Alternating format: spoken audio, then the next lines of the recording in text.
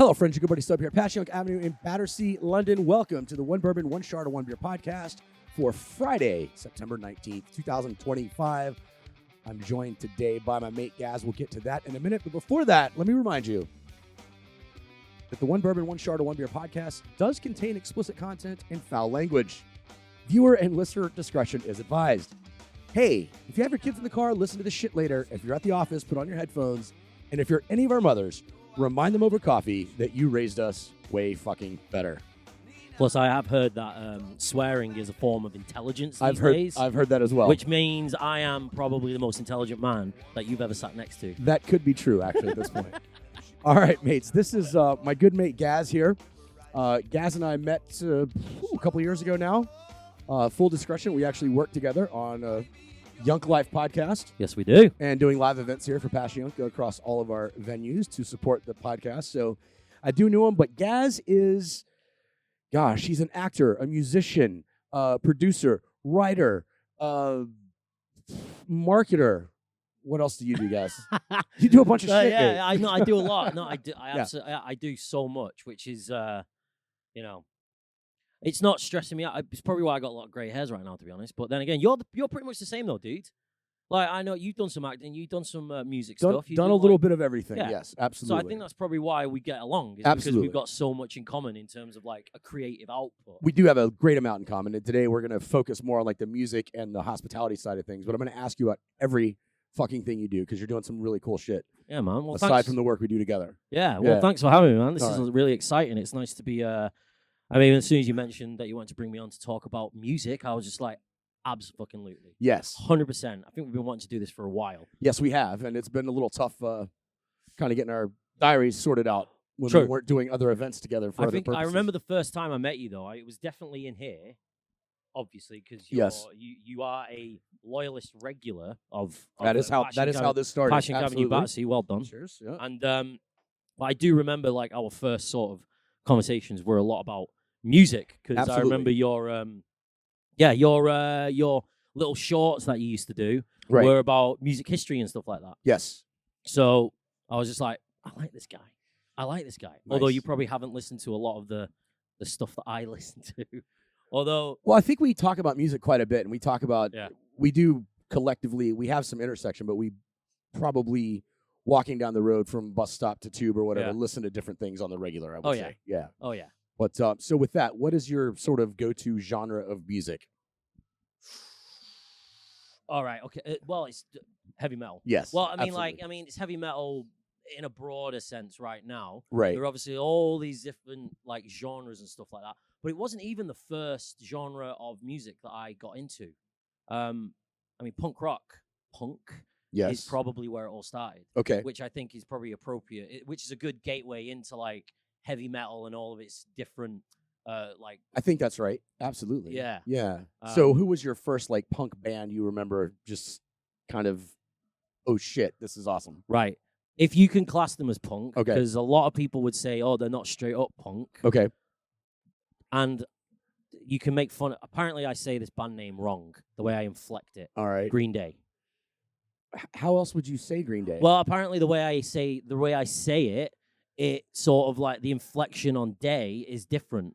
Apparently, I inflect up, not downwards. People make fun of me for it all the fucking time. I don't think I've ever Green noticed Day. that in all of us talking. Yeah, well, I don't know. That is a bit odd, but all right. But to be fair, you do have your Mancunian accent, though, so maybe that's it. I mean, it's not a strong Mancunian accent, but it's definitely northern, in a sense. But yeah, it kind of, I don't know. It's just my own. It's just the way I say it. All right. So for our American listeners, Mancunian, that's an accent from Manchester. Yeah, it is. Up north a bit. It is indeed. Yeah, that's it. But Green Day was probably, like, my intro. That's my first memory of like really getting into music, or, like, sort of taking it very, very seriously. So you get made fun of for how you say Green Day. Yeah. But do people actually make fun of you and say, well, they're not really fucking punk? I've never really... Well, what were they doing when they first came around? When I come around... the first song I ever heard by them, it wasn't even a punk song, actually. It was Time of Your Life. Okay. Yeah. Yeah. And I didn't even know that they were a band. Okay. I thought, because I saw Billy Joe perform Time of Your Life a cappella on the acoustic on Top of the Pippity Pops. Oh, Top of the Pops. Yeah. All right. And I remember watching it and just thinking, who's this dude who looks like he's just not having fun at all? Because they positioned him. They actually did it live as well. It wasn't like lip synced. Like, And it was just him? it was just Like him. no backing orchestra or anything else? Just No, him? no, it was just. I think they probably had like a cello player or a violin player Okay. in there. Like, but yeah, I remember watching it, and it was just him looking really sort of like he looked hungover, and he was singing this really beautiful song, and I was just like, this is odd, because it was such a moving, Right. like emotionally sort of like connecting song and all that kind of stuff. I mean, I don't know if I understood those sort of like emotions and feelings that were going on within me, but I remember going, this is a great song. He doesn't have a generic sort of pop star voice. It's just a guy standing there, and I just remember thinking, wow, is this what they're doing for Top of the Pops now? I mean, this just looks like a regular dude, Right. Yeah. just like a regular guy. Yeah. So I found that relatable, and yeah, that was it. And then I sort of explored more of that. I was like, who's this Billy Joe guy? And then I found So I out, remember seeing him. I think it was on the Grammys, maybe in the U.S. yeah, Perform that, and he had like a full orchestra, yeah, and then it's him, this pop punk guy with blue fucking hair. yeah.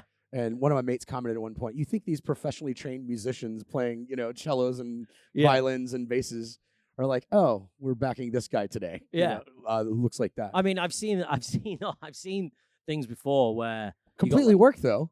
oh yeah, It's always beautiful. for that Yeah, kind of song. absolutely. Yeah, it's Yeah. an absolutely incredible song.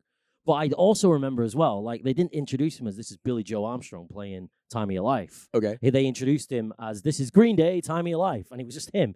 And I remember just thinking, why is this guy called Green Day? It's like, I don't understand. Anyway, Yeah. that was one of my first memories of like music, which sort of like set me off on a path to sort of explore more of what a person or a band is all about. And then from there, yeah, I did the research and went to the CD shops. That's how old I am. They used to have shops where they sold CDs and cassette tapes. Yes. Yeah? Yes. Yeah. Old school. And at that point, you couldn't get vinyl records in there anymore because they'd moved over to CD. No, well, Yeah. I mean, you could probably find vinyl somewhere, but I didn't know what. But it had lost favor at that point. Yeah, it wasn't. It coming back wasn't into having favor its now. like sort of Right. resurgence. Right. But yeah, and then from there, it was just like, oh my god! So I found Time of Your Life, and then Dookie, and then further back from that was like one. I just kept going backwards and backwards, and then Right.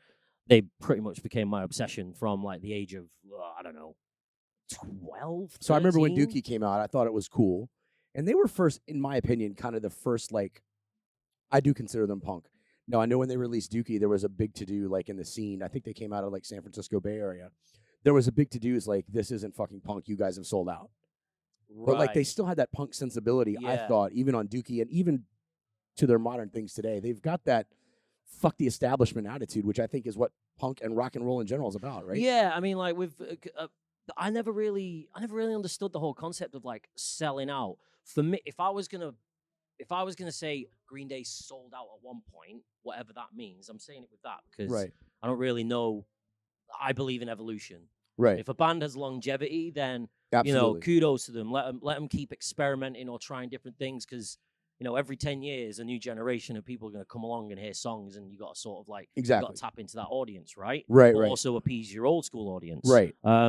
So I don't remember it being like that, but I remember when American Idiot came out, that was something of like a bit of a different kind of Green Day because they went from being this band, from what I understood, Right. who sang songs about smoking pot or Right. lying around, being lazy, and just sort of A lot of masturbation wank. yeah, Yeah, exactly. mentions early And then on, all of yeah. a sudden, like in the early 2000s or whenever it was they released American Idiot, it became about sort of politics. Yeah. A bit more of a fuck you to the establishment kind of band than they were back in the day. Yeah, but that's maybe how more I focused. saw them. It wasn't like a general Yeah. fuck you to the establishment. Yeah, Very yeah, focused yeah. on what was happening at the time in Yeah. the world. Yeah, I agree with that. Um, So music always does that. I mean, musicians, especially rock and roll, sort of speak to, the politics or social movements of the day a lot. So you found Green Day, sort of your first entree into that. And then what was your next step after Green Day as far as being abso-fucking-lutely obsessed with music of all kinds and learning what that was more about? I mean, everything that followed after that was like the typical sort of bands that fell into the same genre as them. The Offspring. I was Blink 182. Yeah. Blink 182 was a bit of a harder sell on me just because they seemed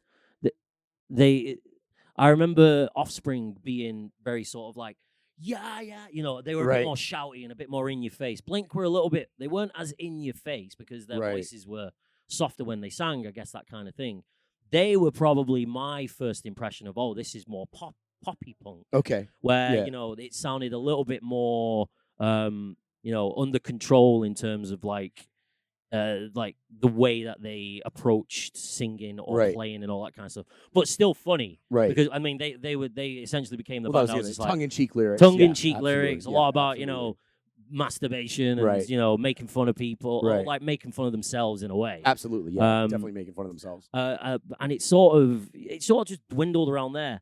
Then I played this video game called Tony Hawk's Pro Skater 2. Yes, which introduced me to even more of like different kinds of music. Yes. Maybe not just punk and all that kind of stuff. Probably was the first time I ever heard Rage Against the Machine. Okay. All right. I think it was, what is it? Yep.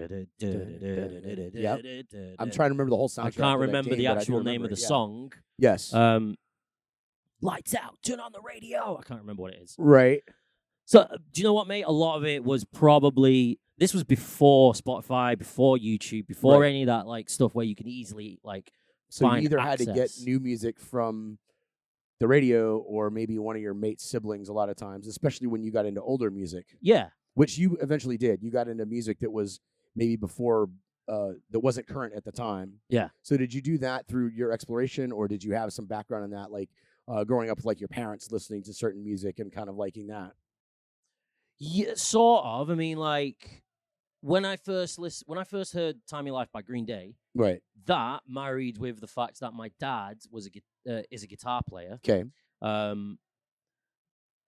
I think I followed in the footsteps of my dad's youth as well as because he was a punk rocker back in the 70s. He listened to the Pistols, like legit punk. The punk scene here in the UK. He was a punk rocker back in the day. So I think all the music that he listened to, so like, the generic stuff, the Stones, the Beatles, just that kind of music, obviously, it was never a conversation that we had where my dad was just like, oh, you should check out this band. Right. I just went down that way. And then when he recognized, who's this band Less Than Jake? It's like, they're like a ska punk band from Gainesville, Florida. And he was like, they remind me of this band that I used to listen to like back in the 70s that were based in the UK.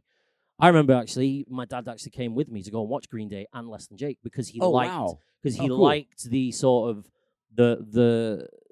because it reminded him of his youth as listening to music, of being a punk rocker. That's cool. So is that when you picked up guitar though, becoming a musician? You learned music and you heard "Time of Your Life," and I'm like, and you're like, my dad plays guitar. Yeah, I want to play guitar. Yeah, was that the time as well? Pretty much. It was all like because like I can't I think my dad had been playing guitar for quite a long time before I even noticed that he could play the guitar. Okay.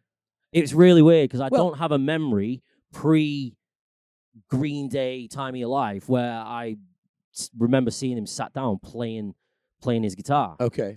His acoustic. And so they both sort of inspired me to sort of, I became obsessed after that.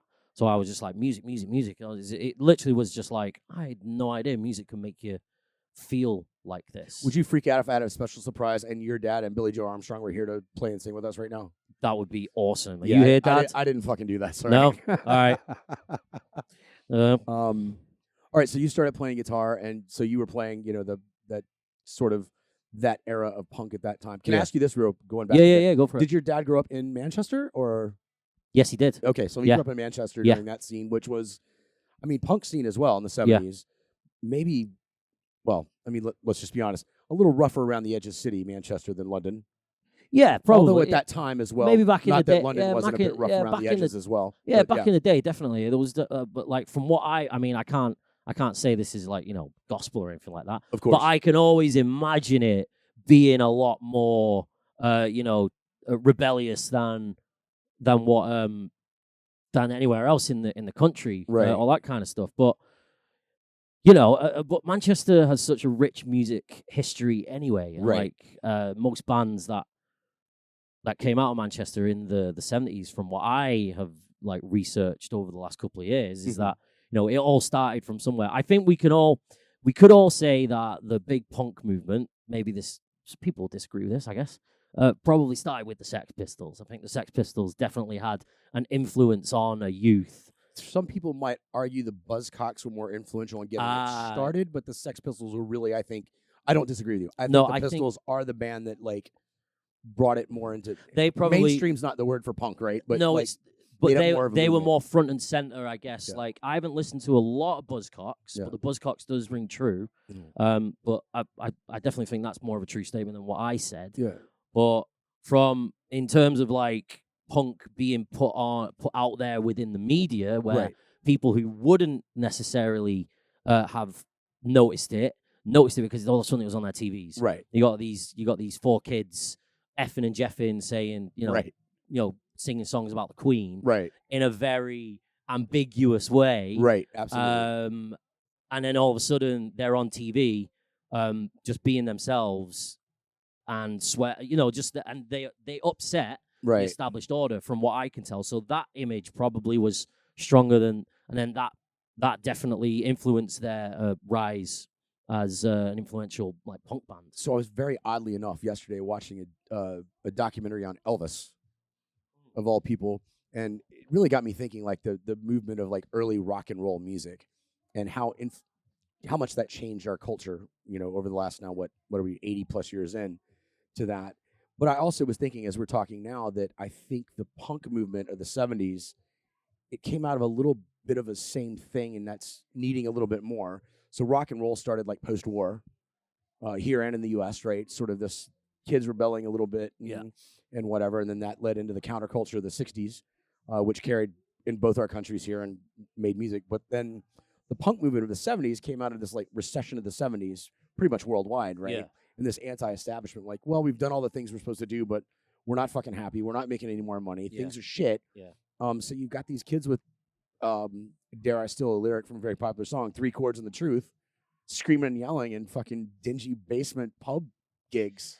Well, that's interesting you say that, because now that makes me think, punk was just a word to describe a genre of music at that time, and maybe it actually existed way before. Yeah. Like it probably did in terms of its message and style, and I mean, if you always relate the word rebellious to punk, right? I would say. Absolutely, yeah. Absolutely. So, and there were loads of rebellious sort of like artists even before the 70s, which probably influenced the ones that we were just talking about then, like the Buzzcocks and all that kind of stuff. But I bet if you ask them, they'll probably tell you that, we listened to something completely different.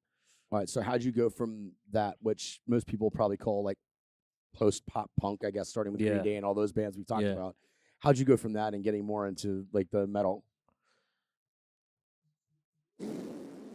Like what was that leaping pad from that music to something else? I can't actually remember, but I do remember being very... Do you know what? A lot of it would have been through friends. Okay. That I went to like school with. And it's just they were listening to it, so you heard it.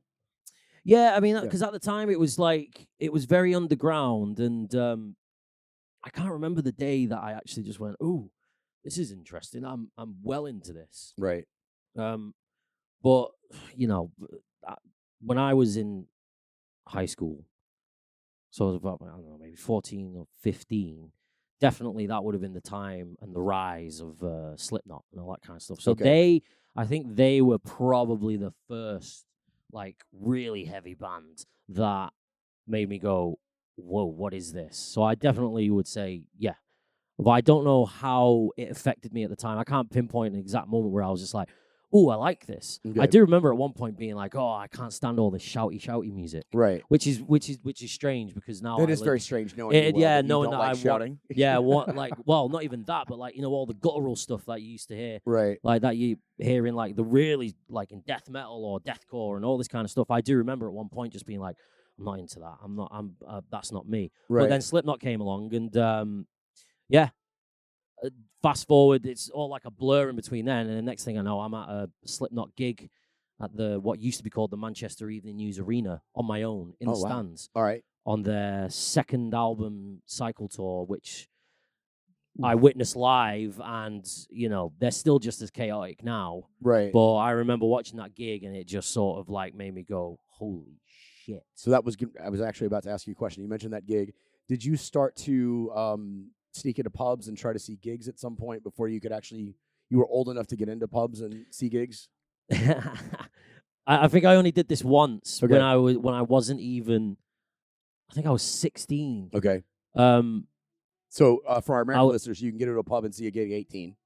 Yeah. Like in a drinking well, establishment legally, after 9 or 10. I don't know if it's changed since then, but like legally, to go into a pub to watch a gig, you had to be 18. You just weren't allowed to drink alcohol, Right. basically. Right. But I remember one of my friends, because I was surrounded by people who loved all the same kind of music as me.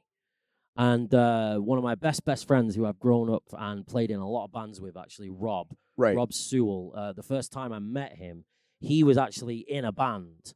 He was same age as me. He was in a band, and I remember them being the first band that I knew where I was friends with. Okay. So it's kind of weird. I never actually knew anybody. Okay. Like, I mean, nowadays you've got people, people that are in bands all the time. Of course, right. You know what I mean? But like when I was younger and where I grew up, which was just like a little, like the armpit of Manchester, basically, I didn't know anybody that was playing in a band. Right. I knew people that maybe would play the guitar at home, but I didn't know that it could actually be a thing, especially for a bunch of 16-year-olds. Right. So they were playing, the band was called Epidermis. They were like a post-grunge kind of band. So I think that was the correct thing. Okay. And I remember they were playing a gig at one of our local bars called the Witchwood, which is actually a really popular music venue in Ashton-under-Lyne. And I basically, me and a bunch of friends basically like pretended that we were 18 and got in. And no one asked to watch them. asked. No, I don't know. No challenge 25. No. I don't know how I got away with it. Did you have a pint though? I can't remember. I probably did. I probably right. Because once they let you through, yeah, they'll probably just he's through. You can have something. The barman or pub landlord just assumes that the person on the door checked you. Yeah, but I definitely do remember being younger. Also, they probably didn't fucking care. No, they didn't. No, probably not. You were there to see music. Yeah. I hope they don't. Well, I asked you that. So I was growing up in Dallas at the time, and like Deep Ellum, part of Dallas was like sort of a music place, especially with that sort of punk alternative vibe. And we would go down there and hang out, me and my mates, but we would occasionally get past the doorman. It was much harder in the States to do that at the time because you also had to be 18 to get in most places, but 21 to drink. So a lot of places were under 21 period. Yeah. So we happen to know through one of my friends who had introduced me. She had a much older, I'd say a pretty significantly older sister for our generation who had helped introduce me to some of the punk music, like the actual punk scene of the UK at that point. So we loved all this music, but we wanted to sneak in, and we didn't drink. Like at that point, me and my mates didn't care about drinking. We had other mates going and having field parties and drinking. We just weren't interested in. We just wanted to see the music. So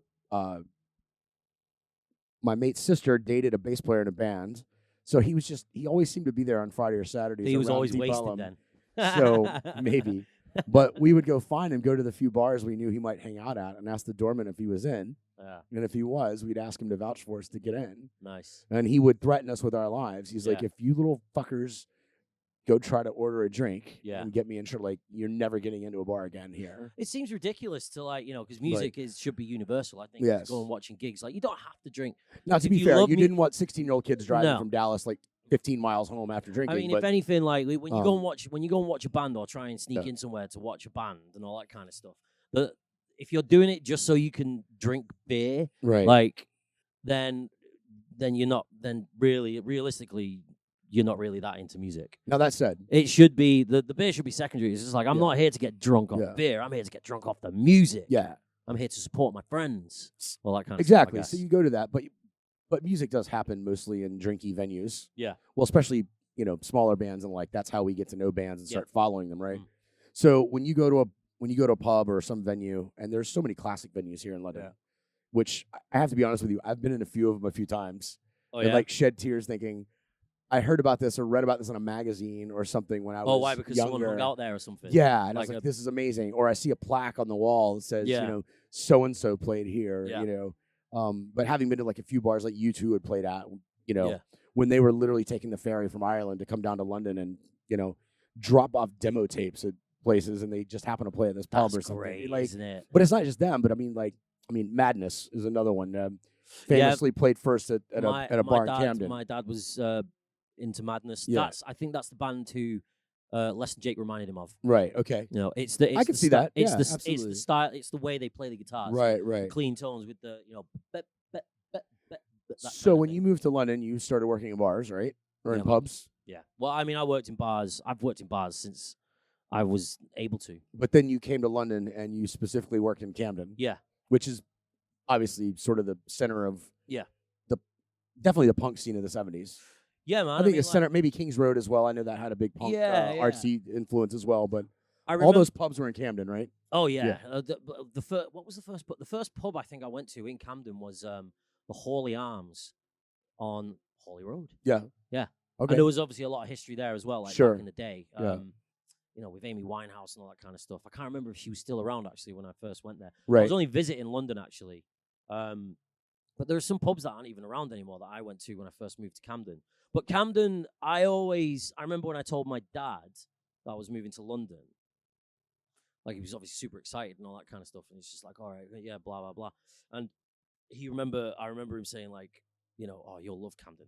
Because he knew that kind of, that was your scene. That it was my stomping ground. And I recognized that the first day I went there. Right. I was just like, this is, this might sound really weird, but I remember just thinking, fuck, this is where I belong. Right. In a weird way. I understand. It's not like I ever felt ostracized or outcast. I mean, growing up, I don't think it happens as much anymore, but you were treated as from my experience, you kind of were treated as an outcast if you listened to different kind of music. Right. You know what I mean? And there was a lot of shit that went down back in the day and all that kind of stuff of like, oh, he wears baggy trousers and an Offspring hoodie and he's spiking his hair and ways people that were expressing themselves because of the music that they listened to. Right. It was very frowned upon. Like I saw people get bullied because of it and stuff like that. And I don't think there was ever like apart from the community that I built of friends who listened to the same music as me and and not everybody listened to the same music. It was quite eclectic. Right. But I never experienced anything that was similar to Camden in Manchester. Tell a lie, that's not true. There is actually a place in Manchester called Affleck's Palace, which was essentially like the hub for anyone who listened to alternative rock, metal, that kind of thing, because they sold like bike chains and the clothing. Okay. And they understand, like, I mean, it was a big, massive building of mainly just sort of like merchandise and all that kind of stuff. I used to go and buy posters there. Of I used to course. buy T-shirts and stuff like that. So I guess maybe Camden reminded me a little bit of Affleck's Palace. Okay. It was just bigger and more, and it was more, I guess, accepting in a way. Right. This is what I thought. Okay. I mean, this is just what's coming off the top of my head right now, but yeah, Camden, I felt right at home. It was loud. It was full of characters, obviously, and personalities. And I remember seeing things when I first went to Camden where I was just like, if that was anywhere else, you would double take. Right. I remember seeing a guy standing outside of Camden Town Station wearing a cardboard box on his head, made out of tin foil. That sounds right. Wearing a suit. Yeah. And he was playing, I don't know what the fuck it was. It was like a big metal bow. It was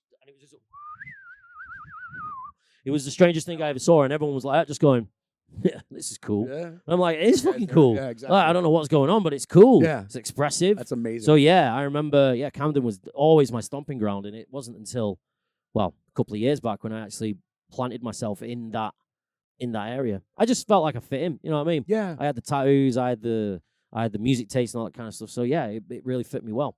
Cool. So with all of that, we talked about a pub gig. Let me ask you what your first actual concert was. Oh man, I've got something. I've got some good ones. I know what this is, so that's why I probably told you some of these. You have. You've told me. I might be wrong then. You've told me a big one. Did I tell you a big one? I think so. Was it? Oh God. Go on. No, I'm gonna say them out loud. Listen, I went to these gigs because I was only a kid. This was pre discovering music. Fair enough. And you might. I'm gonna say it, but you can correct me. All right. But I think one of my first gigs that I ever went to was Boyzone. Is that what I told you? That was one of them. Yes. Yeah, that was one of them. Yes. What was the other one? The other one was it Boyzone? I thought you went to an American equivalent. American equivalent of Boyzone. Was it Boyzone? I remember you telling me Boyzone. I remember going watching them with my mom and dad. All right, so for those who don't know, the Americans, they were not as big in the U.S. Yeah, of course. But right. Huge boy band. Like Backstreet Boys? I think did you say Backstreet? I don't think I went to see Backstreet Boys. Or I thought it was one of those. Either way, Boyzone though still doesn't fit with what you've told me you love right now. That's why it's so definitely fucking hilarious not to me, mate. But I didn't know what the hell. I was just Cheers, responding to that I went to go and watch that gig with my mom, and I'd never been to a gig before. She wanted to go and watch him, so I went with her. I mean, you should get a T-shirt that says "I saw Boyzone with my mom." I'm not embarrassed to say it. I went to go not a lot. Obviously, I saw Boyzone when they were before I saw Boyzone in their prime when Stephen Gately was still around. Did you tell me you saw Westlife maybe also? I don't think I saw Westlife. No, that would have. No, I've seen Boyzone. I thought there was another one you had told me. I saw Boyzone. Maybe I can't remember who else I went to see. I might have to text my mom and ask her. But I was going to. I went to this gig and I remember it just being like, wow, this is a gig. Cool, sweet. Did I respond to the music?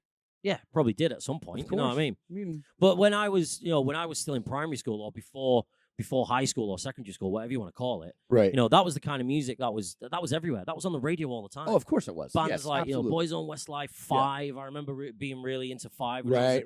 All that kind of stuff. That was the accessible music. Once again, that's what's on the radio. When you're in the car. And rightfully so. I probably shouldn't have been on top of the pops. Yeah. As well. Can you imagine if I was 8, 9 years old getting into Slipknot? That would have been disturbing. a lot of kids are right now. But I think in the early days of Slipknot, they were a lot more. Oh, absolutely. I think people were more sort of scared of what their music was trying to say. It's a lot different now, absolutely, because they've obviously, but still, but yeah, I think that was one of them. So let's take these two juxtapositions here. Yeah, because you know what we do on this podcast, like we try to match drinks and music and bands. Okay. So if you were pairing a drink with Boyzone. Just Boyzone in general, what would it be? Fuck. God damn it, that's such a good question. Let me see. All right, I'm gonna do this. I'm just gonna close my eyes and just sort of and just use my imagination. All right, go on. I would probably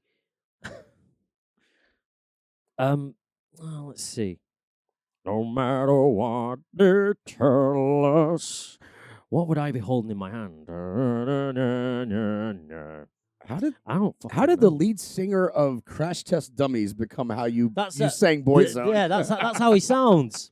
There's a no matter what all right. Drink. That's a good one. I don't know. I don't think you. I think it's got to be something light and fruity, right? Yeah. I would probably like drink a summer sipper. Summer sipper, yeah, something like what's it called?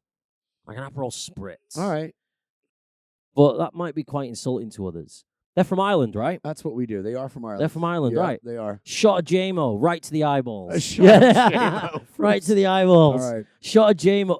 But then again, I'd do JMOs. Well, now. How about pairing a drink with, you've mentioned them several times, Slipknot? Oh, God. That'll probably... Shot of JMO straight to the eyeballs. No, that would probably be like fucking... I don't know, a lager of some sort. That would be 2 beer cans in one of those beer helmets with a straw. So you didn't spill it while you were in the pit. Strapped to my chin, whilst running around. Yeah, actually, no, that's probably more. God, I don't know, Slipknot. Yeah, but definitely a beer of some sort. But I never used to drink when I went to gigs, you know. Okay, yeah. Like, well, I mean, seeing Slipknot, I saw Slipknot since, but Right. but yeah, I never used to. I barely drink.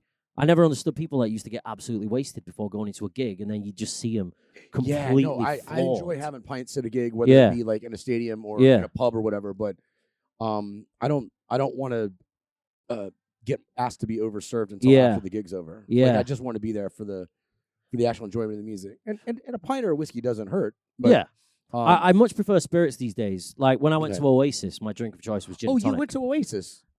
I did go to. Funny you bring that up. Oh yeah, I did. I was going to ask you about that. Oh, did I not tell you I went to Oasis? No, I did not know. Oh that. really? Yeah, Did you went to Oasis as well, didn't you? I did go to Oasis. Oh, you as well. did. I think we went. It's like we haven't spoken about this yet. No. This was literally the next thing I was gonna bring up to you. Yeah. We talked about like first shows and experiences. I was gonna ask you about your favorite and most recent experience, knowing that that's what you were gonna bring up. This is actually really hard. I mean, do you know what? I always hate choosing. No. Okay, look, it probably was, because it is the most recent one. Right. It probably was one of the best gigs I've ever been to. Right. But not just because like I think they are, or they're the best band in the world, because there's a lot of people out there that don't like them. Yeah. People went to a Coldplay concert recently, and they'll probably say it was the best gig they've ever been to. We met a guy from Manchester just this last week doing an event who said he hated Oasis. Yeah. Not everybody likes it. I was quite shocked. I can completely understand that. Like, you know, and I remember, but he didn't really give a good reason as to why. I mean, I can definitely maybe understand why someone would say that. But that's very good. I saw what you did there. Yeah. I saw what you did there. Damn it. It's so good. It's the only one that I've ever heard people can throw into a regular sort of sentence. I might see if I can try and throw another album title in there. I feel like we're gonna do this. I'll see if I can throw another one in there. Just even though some of them are a little bit, a little bit harder, but I'll throw something in there. Anyway, I never understood why, but I reckon a lot of it has got to do with their public image as well. The fact that they're very confident in themselves, and particularly well, yeah. I mean, back in the day, why not?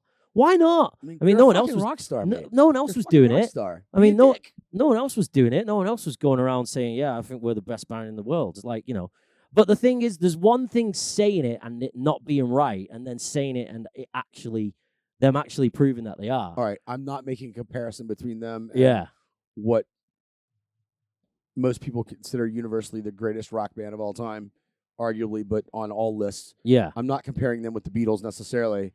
But it's also like when John Lennon said that they were more popular than Jesus. Liam's just like, fuck off. We are the best thing going right now. Yeah, I mean, they probably were. I mean, like, what other way to prove it than what they're doing right now? Yeah. Do you know what I mean? And their shows, we had this conversation before they went to the U.S. for the American part of the tour. Yeah. And they were big in America. They weren't near as big as they were here and the rest of the world, to be honest. Although they had great record sales worldwide and in the U.S. But America's receiving them with open arms and fucking flocking to the shows and buying, second market tickets at ridiculous prices. Yeah. As you and I both discussed doing again after having seen them the first time. Oh, yeah. No, I totally would have done it. Yeah. But let me tell you why I thought it was a great gig. Yes, I mean, please. again, it being just like, but I'll tell you about all the other gigs that I thought were just as great. I don't know if I could pick one overall, or maybe I can. But the great thing about that gig, and I've said this to you before, and I've said it to everybody. Yes. Because, for me, it was a different experience than there were probably many other people there that were going through the same thing. But for me, it was like, it was the first time I'd ever been to a gig with all of my family members. That's pretty amazing. My mum, my dad, and my big brother. Yeah. Right? That's pretty amazing. And it's very rare that, for me at least, where each family member is all into the same band or music. That's really cool. Especially, because my brother was into his type of music. I was into my type of music. My mum and dad were into their own thing. Right. But like all of a sudden, we're all at this gig because we're fans of the band and the music. Right. And so like the family aspect of it for me was really important, because I was just like, this might never happen again. Right. I might not get this chance to do it. Like, this is the first time me and my family had been to a gig ever where all of us were all on the same page. Right. It wasn't like we were accompanying them or they were Scream accompanying singing every us. word. We to all every wanted. song. We all wanted to see what was going on, Yeah. and because of the brothers on stage, and their background, being from Manchester, being brothers, family, the sort of family aspect of it, of them two reconciling and coming back together, that was a special moment, and I was just like going, "This is great." I think what I appreciate about the fact of them coming back together is the fact that I got to do this with my family, and there might never be. It probably will happen again, but we might never ever get that chance again. Right. And I sort of. So when I went to the gig, I just lapped up every single moment. Mm-hmm. Like I put my phone away. Right. I sang with my mom. I sang with my dad. I sang with my brother. Mm-hmm. I danced. Yep. I just stood there and I just took it all in. And the great thing about that gig was, I think my dad said it and he put it perfectly. So 50% of why that gig was great, or these gigs are great, is not only them on stage singing the songs, but the other 50% was the crowd. Oh, absolutely. I couldn't fathom that every single person that I looked at, we were all one. This sounds very sort of like, spiritual in a way, but the energy, the buzz, like Agreed. I remember when they started playing Supersonic, I was at the bar. Yeah. And I was waiting for my drink. Oh. And, they started the first bars of the song. They started the first set of lyrics. Right. And I wasn't out there to sing it in that atmosphere. So I just looked at this guy down at the other end of the bar, and he looked at me, and he was obviously thinking the same thing. And we both just went, "Fuck are we doing?" Started singing to each other. We just started singing to each other. Yeah, and then me and him like high-fiving and hugging. And I'm like, I don't even know who you are, but right now, this is something. That for me sort of like is the power of music. So the Rib and I went with one of my best mates from London and one of his mates who we've gotten to know as well. Yeah. Pretty well. And we had a similar experience in that regard. But the experience of, once again, just putting your arm around the person next to you you've never met before and scream singing along. Now, I will say, even the opening acts were great, and everyone knew all the opening acts. The only thing I will say about that, then, is it was a bit of a bittersweet symphony when they asked everyone to turn around and do the and do the pause and bounce. So if you don't know the pause and bounce, two you've got on me there, dude. Know, right? You fucker. So the opening act was Richard Ashcroft. No, well, it was Cast. Well, yes, Cast as well. If no one's familiar with Cast, I know they've been doing shows out in the US. Yes. Cast. This is great, actually. I hear these quotes in interviews. Cast were born out of the ashes of another great band from the 90s, who I think had probably one of the best albums ever, and they only released one. Cast came out of the ashes of the Lars. Okay. And their most popular song was There She Goes. Right.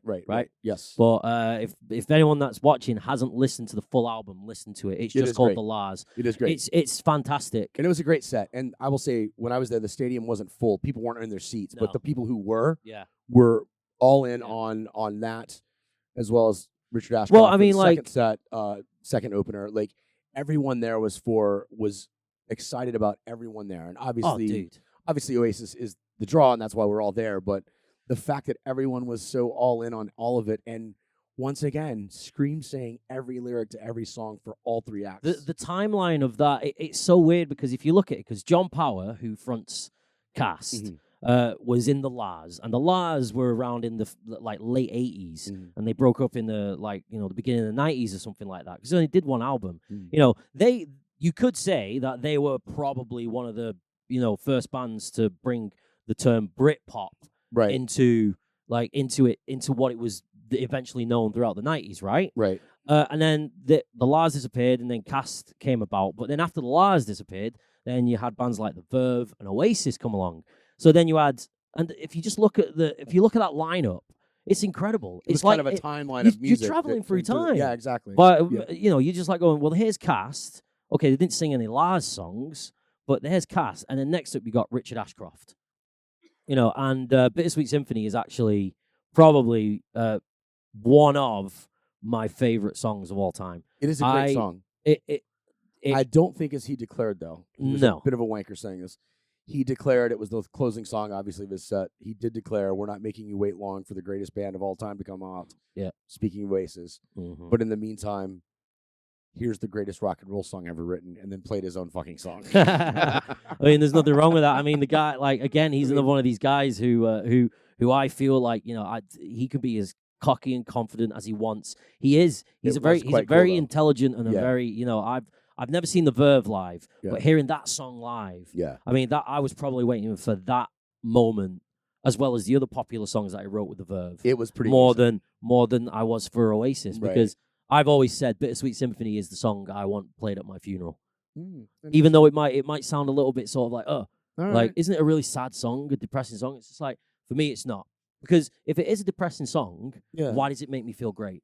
Do you see what I mean? Once again, it's bittersweet. That's it's right there in the title. It makes me feel great. And but when you I guess if you look at the lyrics, it's a bittersweet symphony. You're a slave to money, then you die. Yeah. I guess it's a song about life, right? For most people, it's a very working class, anthem, I think. So a lot of people get out of that through music and either appreciating music, trying to start a band. Yeah. Which you have now just recently joined another band. Yeah. How's that going? It's going really well. Yeah. I mean, I played in bands. The first band I ever formed was out of my love for all the punk rock, pop punk. Right. It was a 3-piece. Right. Like punk rock band inspired by Green Day and all that kind of stuff. And we were called. I was playing guitar and singing. We had a bass player who was also singing, and we had a drummer, so just standard 3-piece. And the name is the best name ever. I love it.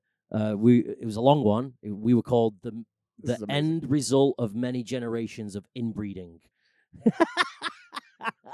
That was the name of the band. We wrote 3 songs. One of them we didn't even complete. No, was it 4 songs? The end result of many generations of inbreeding. I think, I knew that was coming, and it still strikes me when you say that again. It was, I don't know why we called ourselves that. I think we were just all sitting around and we would. Well, I think as kids we just come up with dumb names for bands and shit, right? There was it was it was actually an inside joke about an area near where I was growing up, which we all thought at one point, it's a little bit inbred around here, and we just thought the end result of many generations of inbreeding, and it just sort of became an in joke about that.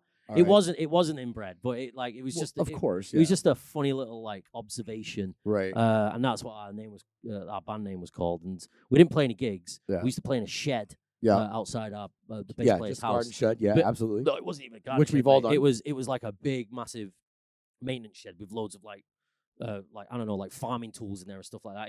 Did you have to run power from the house on a long lead? No, I think it have power in it. No, I think it was fine. I mean, we were playing through crappy little amps and. Oh, then you were fancy, mate. If it if you were playing in a shed with power. Yeah, and it was great, and we had 3 songs. One of them was called "Swallow My Pride," which was about blowjobs. I bet Pride was a dick, wasn't it? Yeah, it was. Yeah, it was. Yeah. It sounds really bad now, but whatever. There was another one called "The Many Deaths of Kenny," because I was watching a lot of South Park. Yeah. And then we had another one called "SOS Suck on Shit." There you go. And there were no lyrics to that one. It was just a drum beat and a guitar riff. That was it. But you're in a band now again. Yes, I am. because you weren't fucking busy enough. Yeah, I know, yeah. So you decided to join a band. Yeah. With some of your mates from back home. Yes, I did. So you travel up and down to Manchester quite a bit. That's 2.5 hour? 3 and a bit hours, yeah. The cheap train is 3 and a bit hours. Yeah. Which is fine. I mean, I carry a lot of equipment with me. Yeah. I mean, do you know what? It's a lot easier since I joined this band. It's a totally different experience from when I was playing in bands back in my 20s. Back in your younger days. Because now, again, we don't, when I practice with the band, we only practice when we got some gigs coming up. Right. Which I think, back in the day, you do a practice every week, even if if you didn't have anything going on. Right. But I remember, and I carry my pedal board, my guitar, and other bits and bobs up with me, and I just go up to Manchester, and we just hash it out for 4 or 5 hours. Yeah. And I'm not even. Everyone's like, "You're fucking mad! You got to carry all this stuff back and forth." And it's like, 90% of the time, I'm not even carrying it because I'm sitting on a train. Yeah, that's true. But it's a lot easier now because obviously with how you can make music now on your fucking phone. Also true. You know what I mean? Yes. So you can record stuff and send it down to whoever. You could be in a band and be dotted all over the show. Right. So now most of it I just practice at home, and when I get to the practice room or the rehearsal room, everybody kind of puts it together and feels the vibe. Yeah. Cool. Yeah, it's And you guys have done some shows already? You're doing some shows? Yeah, well, the band have been around for about 3 years, I think. I can't remember. And I joined because the singer, the leader, he'll hate me for saying that, the leader of the band, yes, because it's his baby, it's his brainchild, and it was great. Right. And I was, and I've known him for years. I used to play with him in different bands on the circuit, blah blah blah. Anyway, he was rotate his guitarist based on availability. Okay. And I saw him at a gig where they didn't have a second guitarist. But he's so prepared that he can play a gig as a 2-piece, but and, we maybe use backing tracks for other parts and stuff like that. Sure. Which I also think is fine. It's just it's just more accessible, isn't it? Right. So I was working his merch desk, and I noticed he didn't have a guitarist, and I just said to him, "Look, dude, if at this point I'd already bought a new guitar, and I vowed when I left Manchester, not vowed, I basically said I'll never play in a band again. Blood oath he made. Yeah, I said I'll never play a band again. It just wasn't for me. Yeah, like all the other bands that I played in, it just never worked out. I just wasn't feeling that lifestyle anymore. Vibe, yeah, sure. Yeah, I guess I was just sort of questioning, like, is this really what I want to, is this something I want to do? Blah blah. Anyway, right. I'm just gonna be a bedroom guitarist. Yeah. So, yeah, seeing his band, and I was just like, fuck, this is good. I remember sitting there on a merch desk, just going, oh man, I actually want to be on that stage. That's really cool. And I remember just being like, going, this is different from anything else that I've listened to. It's like I had a personal connection to it because of the style of the band. It moved me like any good song would. So I was a fan of the band first, and I just said to him, look, dude, if you ever find yourself stuck at a point where you don't have a guitarist, I'll fill in for you. Right. Yeah, I'll fill in for you, and kudos to him. So if our viewers or listeners wanted to hear the band, could they? Yes, they can. On Spotify? They're on Spotify. Yeah, why don't you go ahead and tell us the name of the band? The name of the band is Cans. Cans. As in a mound of anything, really. It's spelled Cairns. I have to put it out there just because some people are just like, what? You mean like the place in Australia? It's just like, well, yeah, it's spelled exactly the same. Yes. For our American listeners, no R pronunciation in that, really. Yeah. You kind of. I mean, I started. But that's the name of the band. We're on Spotify, and I think we're on Bandcamp and all that kind of stuff. All right. And I've played how many gigs now? 4 gigs with them. Yep. And it's great because my mate Chris is asking me to play more, and it's great, and I'm really enjoying it. It's just completely different from when I was playing gigs when I was younger. Right. It's like I can't explain it, but I won't go too much into it. Right. It is just different. Cool. It's for the love of the music. So you got that with the music. You love music. Yeah. You were also an actor. Yes, I am. A working actor. Well, yes. As much as you can work. Yes. Yes. Right now, though, you are going around with a film that you're in. Yes, I am. Tell us about that, please. Scratch. Yeah, Scratch. Yeah, Scratch. So Scratch is a film that me and my friend Alex Wetherall, who I went to drama school with, we both wrote within the parameters of lockdown. I can't remember. It all started with a real life experience, which then turned into a film. Cool. Which then, I've never written a script before, and luckily Alex came along, who is like way more structured and intelligent than me, and basically was just like, we should turn this into a project so we could work together. Cool. And originally it was just supposed to be like we wanted to write something so we could work together again because we missed working together. Right. And it just it went from there. It turned into a full blown 12-minute short film, which we raised money for, got producers on board. We both performed in it, and we both wrote it equally. It was tough. It was something that I've never done before, and now it's going out on the festival circuit. As I say, you're putting it out in festivals. You're doing events as well, like some preview events and various. Yeah, we did a cast and crew screening. Right. But now it's down to the festivals. Yep. So we've actually got a festival coming up in Sheffield. Right. On September 26th. Right. I think it's it's next week. Yes. Oh, fuck, it is next week. It is next week. Yeah. On Friday, 8:30 p.m. Yep. In Sheffield. So it's going to be fun. I'm going to go down, I'm going to represent and all that kind of stuff. Cool. But yeah, it's very different writing something to perform in that you also exec produced and help produced and all that kind of stuff. So yeah, that was, quite a, it was a really, really interesting experience. I've seen the trailers. I was actually out of London when you did the you watched premiere. The film? You came to the... Oh, no, you didn't come. I was out or something. I was out. I was out. Yeah, so that's my way of reminding him to actually just send me the film to watch. I won't share it with anyone until it's out. I got to say, there was some sort of in one of the earlier drafts, the film, even though it's about, its underlying sort of message is a comment on mental health struggles and all that kind of stuff. Right. Obsession or addiction, just that kind of thing. But I remember in the beginning, on the first drafts, my love for music seeped in there. In fact, it's still in there. All right. With the guitar. Yes. Because the guitar plays quite plays its own character. Okay. And I remember, because in the film, my character that I play uses his guitar as a form of protection. Okay. From, I don't want to reveal too much, just in case people see it. If anyone sees it, maybe you will, maybe you won't, but you will. But I remember, because of the nature, he uses it as a weapon. Okay.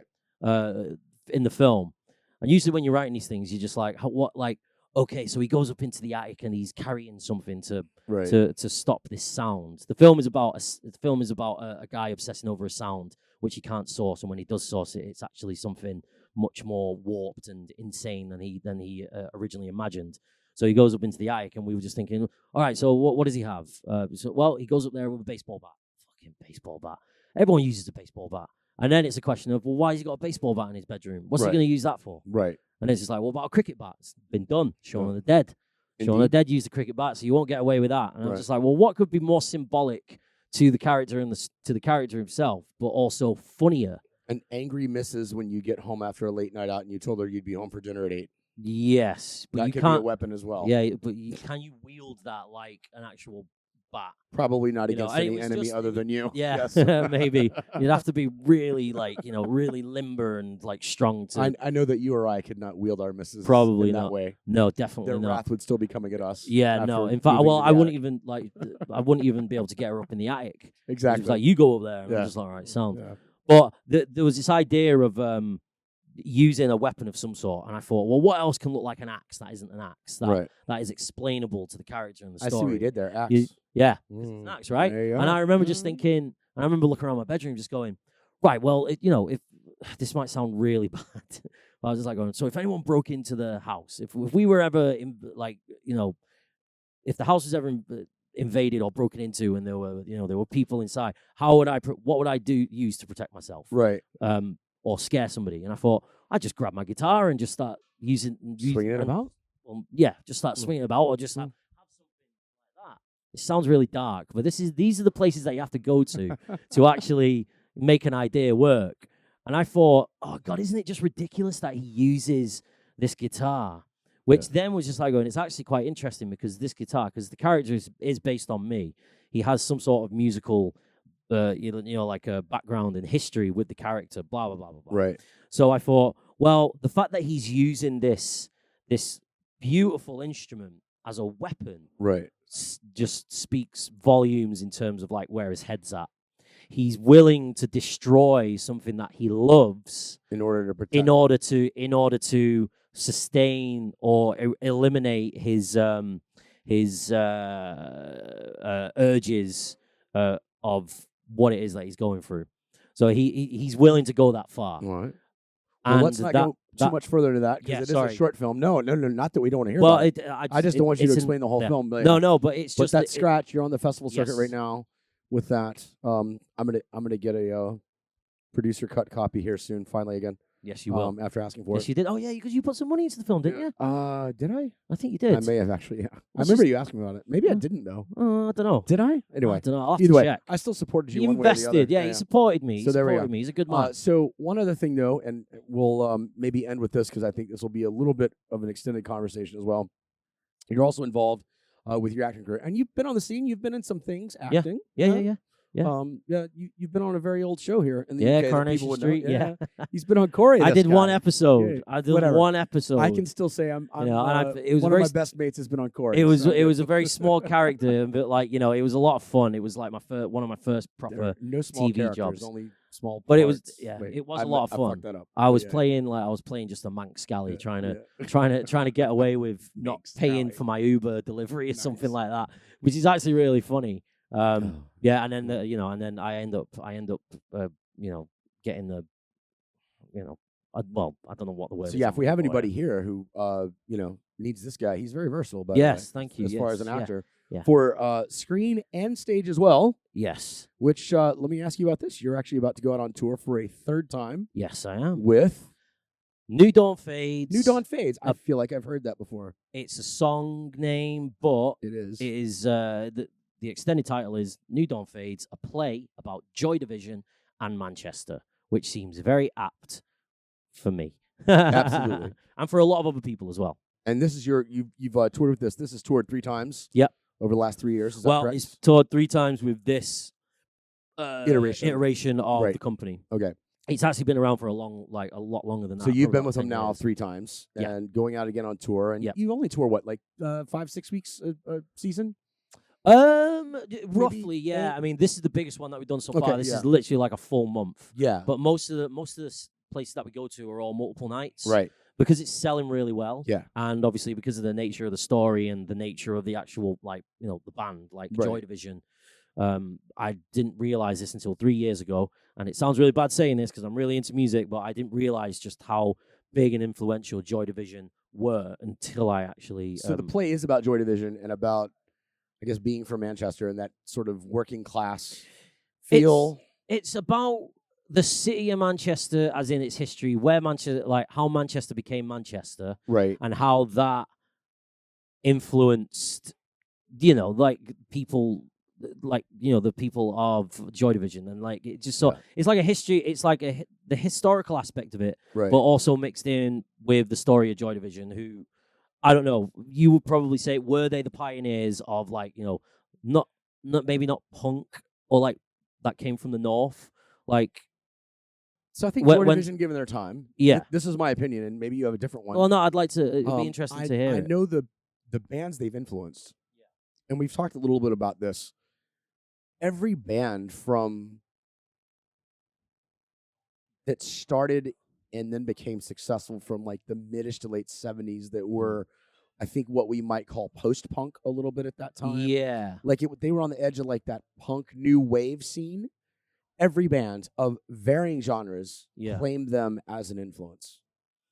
Right? Like, I mean, U2 does, looking at what they did in that time frame, like just post Joy Division there. And Joy Division had a huge catalog, right?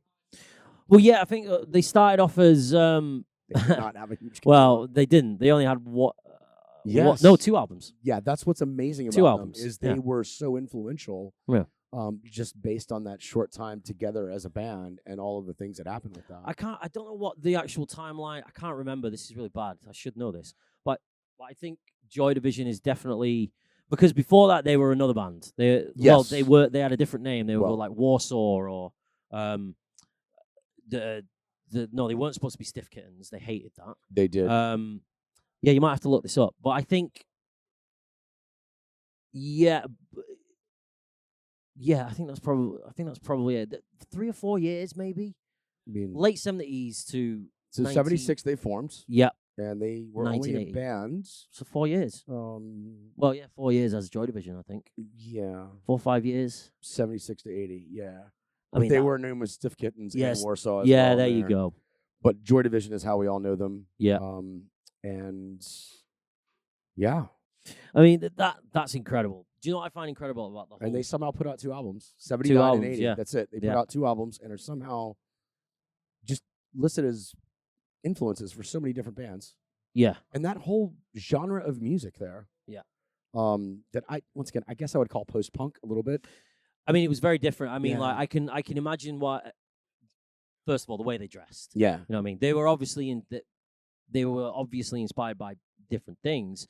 I know for sure that Hooky was at the Sex Pistols gig at the Free Trade Hall, Right. which is obviously where it all started. Like, there's a line in the play which is where they're at the gig, and there's a line where it says, "This is the room, the start of Right. it all." Which they went to that gig, they walked out and just went, "Let's Right. form a band." Yeah. Me, like Hooky and Barney were just like, let's go and get some instruments. Yeah. Can you play? No.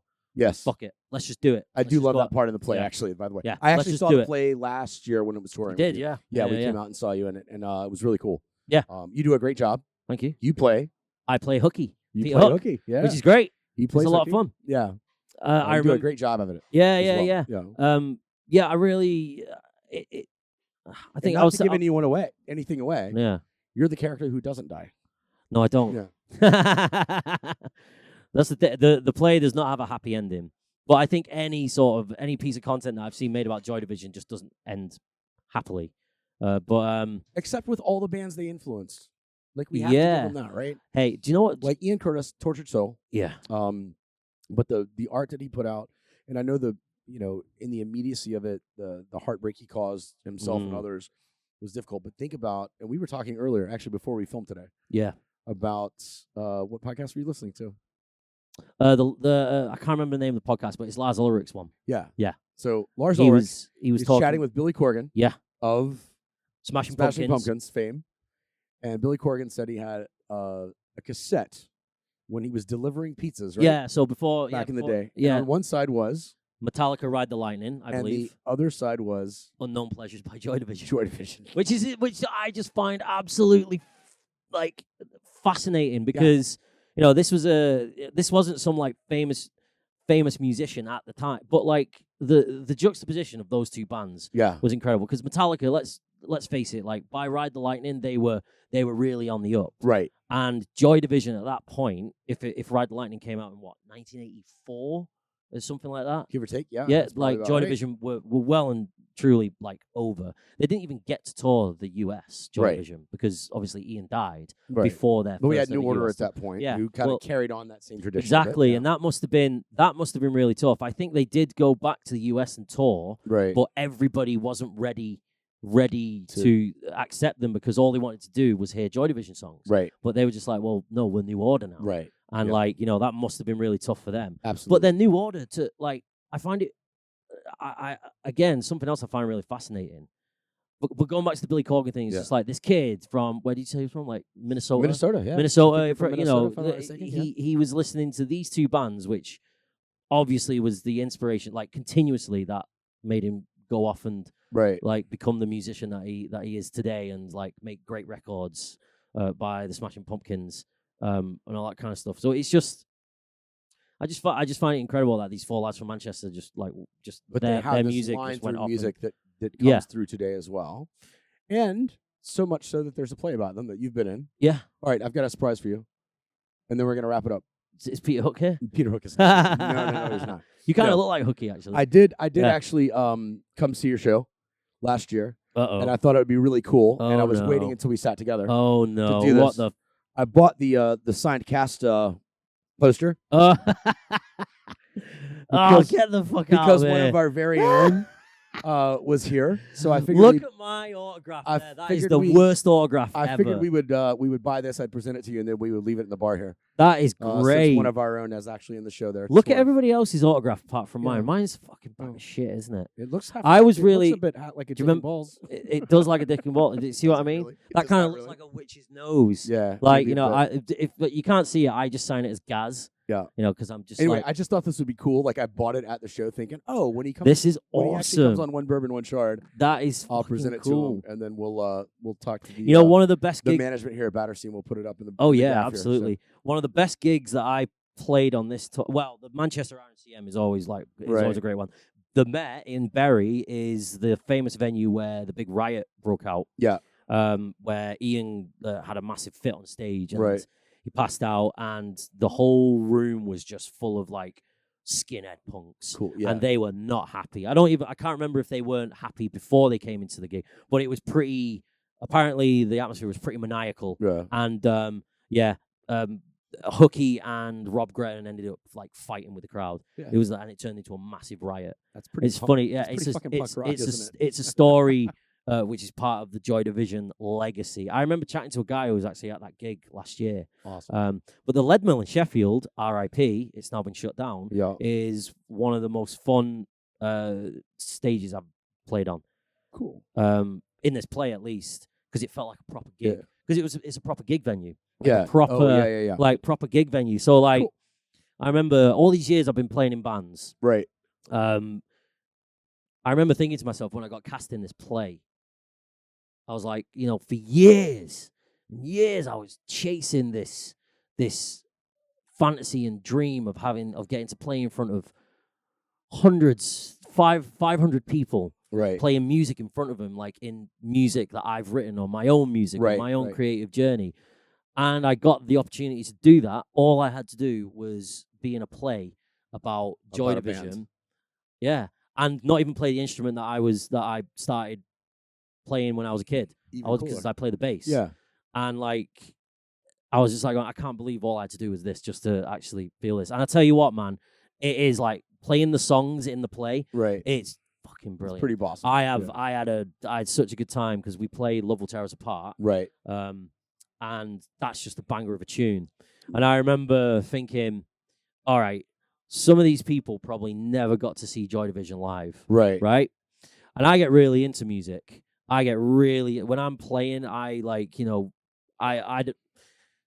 think anyone who ever did get to see Joy Division back in the day, they weren't, apart from Ian, who did his very famous dancing, everybody else was pretty just sort of standing there playing their instruments and stuff like that. Right. It wasn't as crazy in terms of stage presence. Or maybe it was. I never got to see them at a proper, I don't think there's much footage out there of them at a proper gig venue. But I was just like, right, I can't help but move around and just have the best time ever. Right. And I loved playing it. I had the bass down all the way down, like as far down as I could get it, like old hooky style, moving around the stage, throwing my picks out, thinking I'm playing fucking Nebworth. I'm just like, hey, there you go, fuck off. Nice. All that kind of stuff. But yeah, playing that song to all, and they fucking love it, mate. Nice. They absolutely love it. It's like, the play is really sort of pulling on some good. It pulls on the heartstrings. Yes. There's a lot. It is about the struggles at the forefront about Ian and Debbie, about the struggle of their relationship with what it is they have to deal with and stuff like that. The rise and the fall of Joy Division, and a good celebration of all things Manchester music, I would say. And there are a few laughs in there. There are a few laughs in the script as well. Yeah, there absolutely is. Like especially if you like lots of swearing. And all that kind of stuff. There is a lot of swearing. Yeah, there's a lot of it. There's a lot, yeah. It's funny. Which it's you have sad. to have a really fucking hard time with.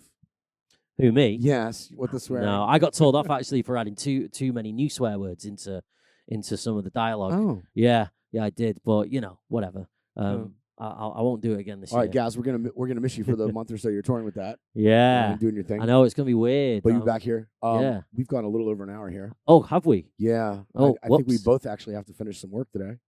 Well, I'm happy to sit here a little bit longer if you want to do another Joy Division specific thing and all that. What was your first experience with like Joy Division or New Order and all that kind of stuff? I think especially with living in Dallas. Yeah, I didn't realize, this is what I was saying, I didn't realize, just because obviously I heard about Henry Rollins, like the fact that it managed to make itself over to America and inspire so many people in America. Do you know what? I remember listening to Type O Negative and thinking there was a lot of Joy Division in Type O Negative. Yeah, I think that's probably right. But I just thought, I don't know. For me, Joy Division, once again, I think it was my mate's older sister. Thanks, Greta, for introducing us to that amazing music back in the day, and giving us access to your vinyl catalog so we could put it on cassettes and roll around with it. So, you had it on vinyl, Unknown Pleasures. She had Unknown Pleasures, but just her music in general. But I think Joy Division probably for me was my mate. She recorded that for me from her sister's collection. Nice. of records. And then at that time, there was, we were a little late, and it was definitely different, especially in Dallas specifically. I mean, obviously, like New York and LA would have had a bit more of a punk scene, Yeah. obviously, in that sense. But we had our own. Houston had a bit of a punk scene, apparently. There were a few small bands coming out of there. I don't think Austin, from my understanding of it, obviously I wasn't around Austin or really alive to see it, what the punk scene was in Austin, even though Austin's been a music town for, since the, late 60s, 70s, very music town. But I mean, like, when you first listen to the record, I mean, it opens with, it's digital, isn't it? It opens with digital. Yeah. Like, because you can say that Ian's voice was something that was different, especially coming out of this 21-year-old. He sounded like, this operatic sort of like deep voice. Yeah, it was this crazy bass, which plays as a lead guitar and all that kind of stuff. Almost like a melodic lead for it. Absolutely. Which I probably thinking, was. These guys are awesome. Where can I hear more of them? And I was like, oh, I can't. Except I listen to New Order, and I'm like, sort of the same. I mean, there's definitely those elements there with New Order moving forward. But yeah, I just remember that. And then as I learned more about, once again, the bands I loved at the time, who were maybe more mainstream that I was hearing on radio or seeing on MTV at the time. And they all kept mentioning Joy Division as a, one of their influences. So there's that. Like, I don't want to say, like, I don't know the most ever thing about Joy Division, but once again, with 2 albums, like, I've heard all of these songs. And I can hear their, thread going through anything. Yeah. Well, like you just mentioned a few minutes ago, like Metallica and Joy Division, like, you can hear that in the Smashing Pumpkins music. Yeah. You can hear influences from both of those bands, and probably most people think, oh, well, obviously Joy Division, but then some of that guitar work, I mean, that's getting towards Metallica as well. That's a little more, that I'll say distorted, crunchy, metalish sound behind, some of these, once again, post-punk, new wavy things that Joy Division kind of brought us. There's something quite romantic about Joy Division's sound. Do you not I agree. think? Yeah. Like, even though it seems very dark, depressing, and dour, the 3Ds, I guess. But there's something quite romantic about the way, especially songs like New Dawn Phase, which are a little bit more slow in tempo and a bit more just sort of like atmospheric in a way. Yeah. Well, but there's something I think quite Morrissey romantic about claims the them whole as an influence as well. Yeah. So you definitely hear Joy Division and Morrissey. I mean, he took Joy Division and he's like, let's make this more sad. Yeah. With everything he did, but you definitely hear those. But you hear those tones through all of these bands who claim Joy Division as an influence. And once again, just somehow how they emerged from that, where there was still the punk, but they were still doing like post-punk sort of simultaneously with that. I guess like was really fucking cool as far as, and they were all getting on right, like together. So it's kind of cool. If the word punk is a description for rebellious or rebellion and all that kind of stuff, then you could say the way that because Joy Division sounded so different from punk, is that they were being rebellious from the standards of punk. Absolutely. The way that they dressed smart on stage. They wrote songs which were, quite heartfelt and sad, and like again, that word depressive. Yeah. I guess you could say depressing. Yeah. That. Well, definitely those elements. Absolutely. That weren't directed or like at a certain person. It, like, a lot of the lyrics probably were about how Ian was sort of feeling in at the time. Agreed. Very much about his own experience as a person. Right. Which I don't think a lot of people could have read into. I mean, I think the band openly admitted at one point later on in their career, it's just like going, they were just like, we didn't have a clue that Ian was going through what he went through until it actually happened. Right. And then they were just like, but it was right there in front of us. His lyrics were right there. But that's also a thing you didn't talk about with your mates at the time, right? No, it's I think it was quite a. You sat around over a pint or a cup of tea, saying, "Oh, everything fucking sucks," but you didn't actually say, "I'm really having a hard time with this." Well, guys. like you didn't say that to conversations your mates then, right? and like it's developed. It's much easier now, obviously, of course. But the first steps of having those conversations just comes from the person who needs to start the conversation. Absolutely, you know what I mean? Yeah, like absolutely. And I can imagine probably back in those days there was more of a stigma attached to it. Absolutely. Especially being, I'm not saying,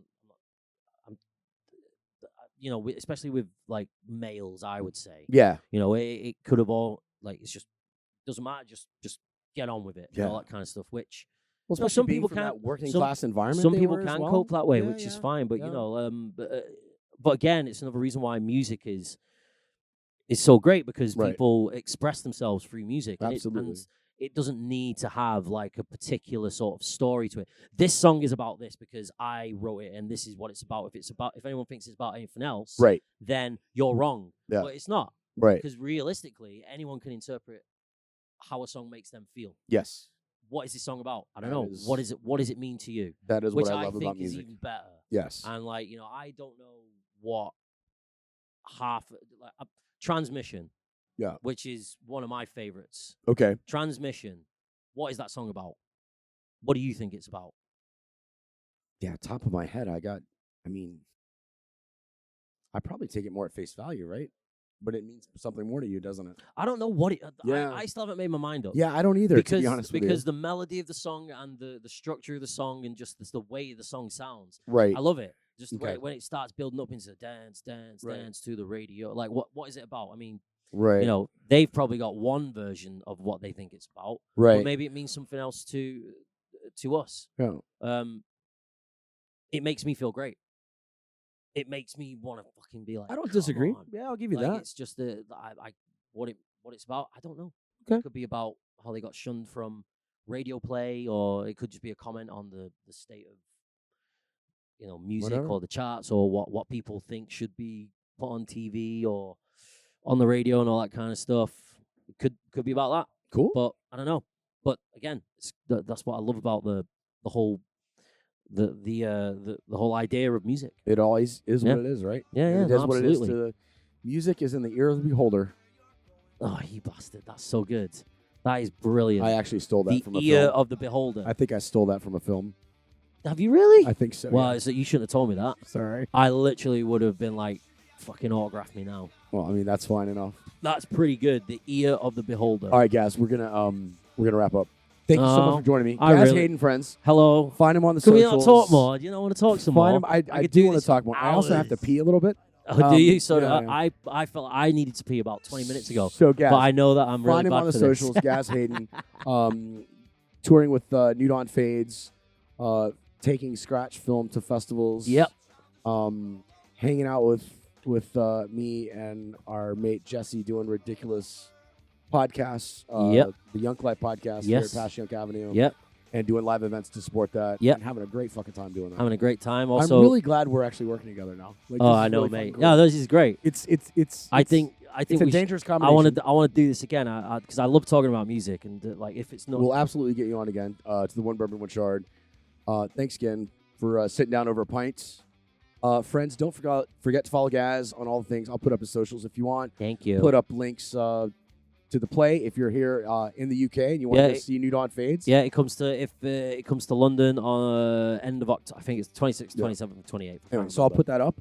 Also, don't forget to follow the Yunk Life Podcast. I'll put up links for that as well. Yep. And hey, while we're at it, friends, don't forget to follow my good buddy Kern at Paso Seco or at Forgotten Grapes to learn all about Paso Seco's sparkling wine, or the Forgotten Grapes Wine Club, and now Forgotten Grapes Wine Festival, which I think he says Wine Festival of Forgotten Grapes.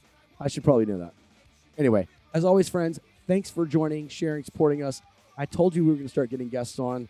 Let's hope the next one for the next couple of weeks comes on at the same time, or I'm available. But until next time, remember to be nice, be safe, and be happy. Cheers, mates. Cheers, mates.